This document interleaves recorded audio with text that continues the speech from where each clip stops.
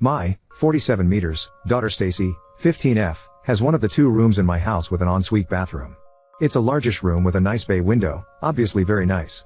I've recently become engaged to my girlfriend of 3 years, Alice, 33F, and her landlord has recently hiked her rent, so we're planning to have her move in with me. She has some kids. She has 2 daughters, 13F, 10F, and 2 sons, 11M, 9 meters. She is also pregnant, with our daughter due in about 5 months. I've made it absolutely clear to my daughter, as a condition of getting her approval on moving my girlfriend in, that she is allowed to keep her room, and she is also allowed to have a full lock on her door. For what it's worth, I also got my son's, 24 meters, blessing to give away his old room, although that's more of a moot point, as he lives with his own girlfriend now. My daughter plans to go to school locally, and I have told her in no uncertain terms that she's welcome to live at home for the rest of my life, and after that she can inherit the house. I bought the house with her mother and paid it off in large part with her mother's life insurance 10 years ago, so it only seems fair. She says she's alright as long as she has her room and her bathroom and she's allowed to put a lock on her door. She has a toaster oven and a mini fridge in there, so I guess she's pretty well set up.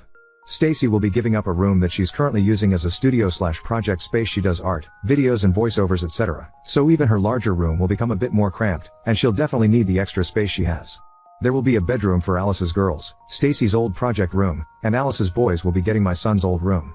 I'm going to be putting in a finished nursery/bedroom in the basement for our new daughter. Alice thinks that this is unfair. She thinks it was wrong of me to make the decision without her, and she also thinks that she should move her 2 daughters into Stacy's room, and that Stacy should have to move to the smaller room that they'll be getting. The 2 of them already share a smaller room than the one I'm moving them into as it is, so they are getting an upgrade regardless. Alice thinks that it's not fair for Stacy to have a bathroom all day herself and that there won't be enough bathrooms for everyone else. She also disapproves of Stacy being able to lock everyone out. There were other smaller things she didn't like that I agreed to with Stacy, like the fact that she is to be paid for any babysitting, or the fact that my older car, her mom's old car, is hers when she gets her driver's license. We'll have our own bathroom in the master bedroom, and the house has 3 other bathrooms besides, 1 on each floor, 1 near what will be her girl's room, 1 not far from what will be the boys' room, and 1 little basically be directly next to the new finished room. I told Alice that my deal with Stacy is non-negotiable, set in stone, and that it's literally a condition of her even moving in. Alice is upset that Stacy and I both have spaces completely dedicated to ourselves. I have my office, which I need because I work from home and have projects besides, and there aren't a whole lot of other spaces to put people. I told her she can pretty much do what she wants in the living room, but that it is what it is and there's pretty much nothing to be done about it.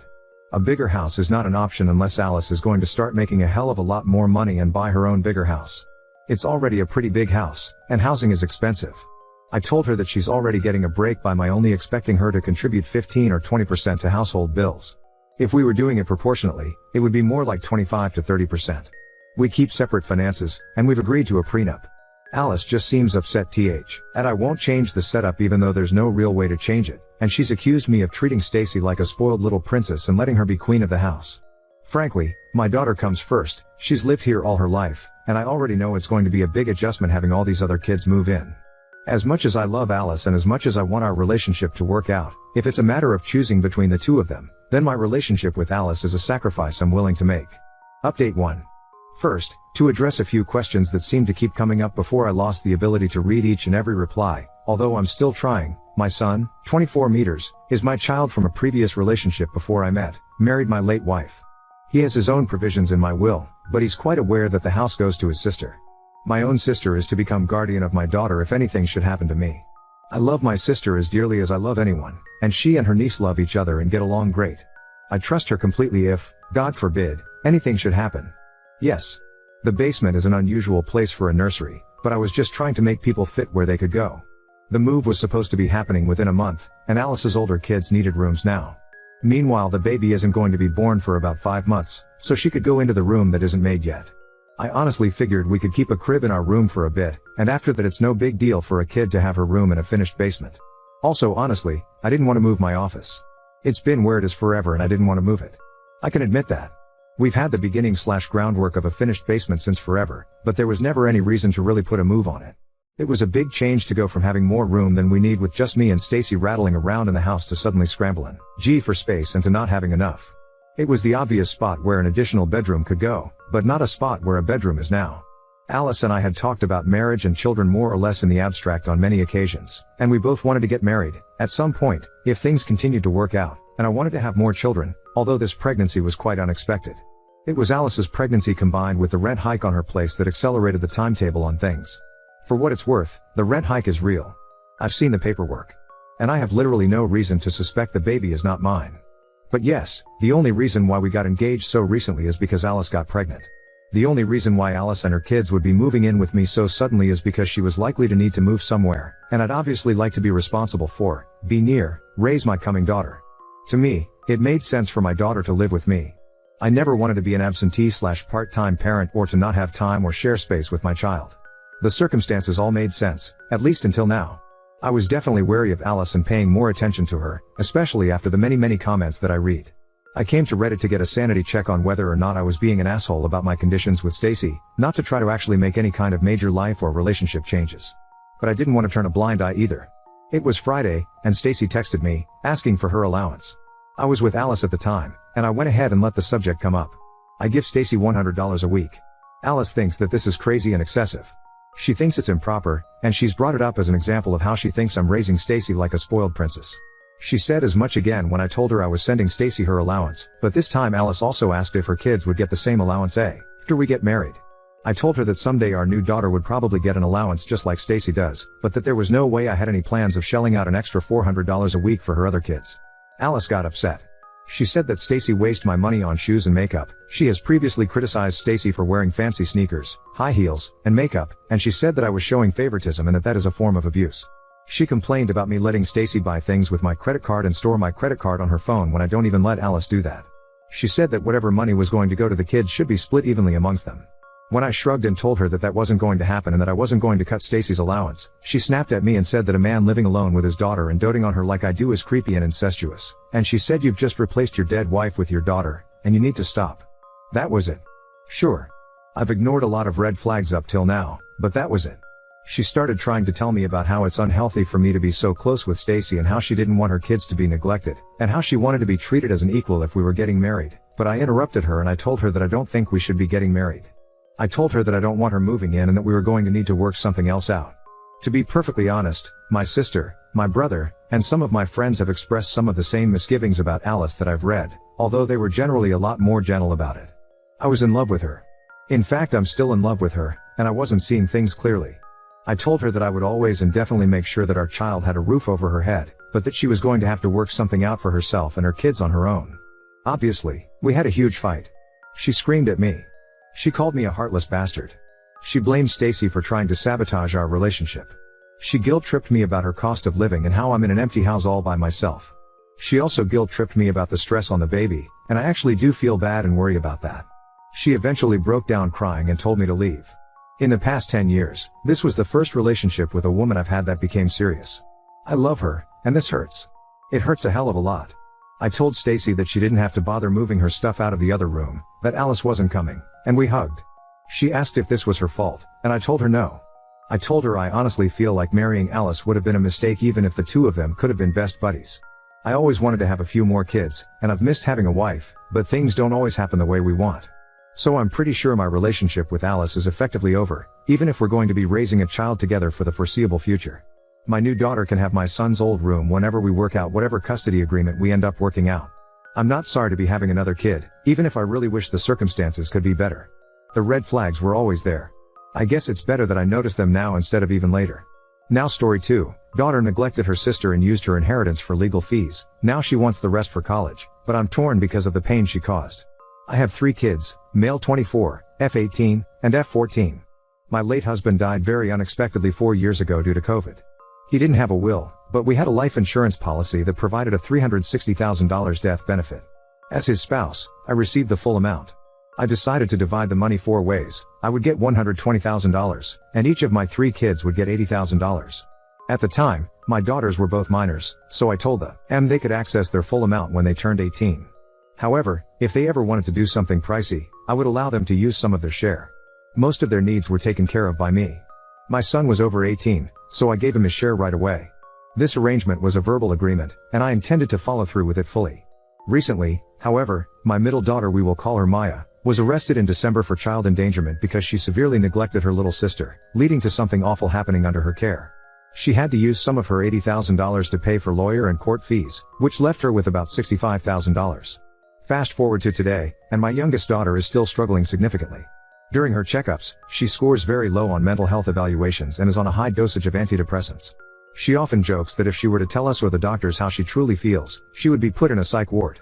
Maya no longer lives with us, as I felt her presence was doing more harm than good to her sister. She's staying with my parents for now but has been begging me to give her the money I promised after she graduated. I've been hesitant to do so. My sister, who is familiar with the situation, believes Maya doesn't deserve the money and that I should use it to stay home longer with my youngest, who will be alone during the day once I return to work soon. With my youngest declining mental health and school being out, I'm very worried about her. Maya is about to go off to college, and I know most of the money would go toward that. However, I'm still very angry with Maya for the pain she caused her sister. I'm having a hard time making this decision. So, woulda if I kept her inheritance? Edit. I didn't expect so many comments, but I reading through all them, to the ones that are asking what would husband say if he was here. I honestly don't know, that's why I'm conflicted. A part of me want to think he would honestly say, for me to give Maya the money so she go to college, because college was important to him. But also another part of me knows if he heard the details about what happened to Leah he would be way brutal than I am and disown her permanently, so it's hard to make a call on what would he want when I don't know. Update 1. So I talked to Leah further about what the psych said to her make her uncomfortable. She told me when I left they made her sit down with him one-on-one. To basically debrief why she was there and what's causing her to have these thoughts, and she opened up to him and told her about the rape. However, he asked her if this was her only sexual experience and she told him yes. But he kept questioning her like he didn't believe it was her only experience and saying to her that he won't tell me if it wasn't, that she can say it, and she kept having tell him no, that was her only experience. Then he asked about her sexuality, if she's still attracted to men, and she just told him that she doesn't think about relationships right now.